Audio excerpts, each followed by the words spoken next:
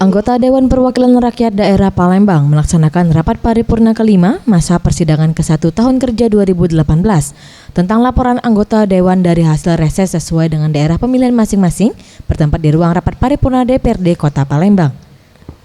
Rapat diikuti sebanyak 36 orang anggota DPRD Palembang, dihadiri Ketua DPRD Palembang Darmawan serta PJS Wali Kota Palembang Ahmad Najib, dan rapat dipimpin Sri Wahyuni, Wakil Ketua DPRD Palembang. Ketua DPRD Palembang Darmawan mengatakan, dalam paripurna membahas laporan reses para anggota Dewan, beberapa hal disoroti mulai dari infrastruktur, pelayanan air, listrik, dan pengolahan sampah, hingga fasilitas kesehatan dan pendidikan di Palembang masih perlu ditingkatkan. Selain menyampaikan hasil reses, agenda rapat penutupan masa persidangan ke-1 dan pembukaan masa persidangan ke-2 tahun 2018. Pada masa persidangan kedua juga dilakukan penyampaian 7 raperda yang dilakukan PJS Wali Kota Palembang. Dan dari hal tersebut, DPRD Palembang akan melakukan rapat paripurna dengan agenda pemandangan umum dari 8 fraksi DPRD sebelum dilakukan pembentukan pansus. Menyampaikan paripurna ada 7 raperda.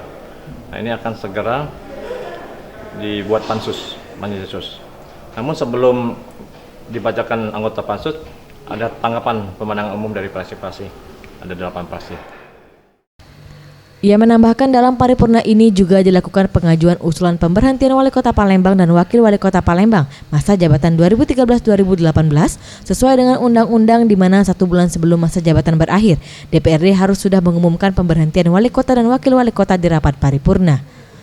Tim Liputan Sriwijaya TV.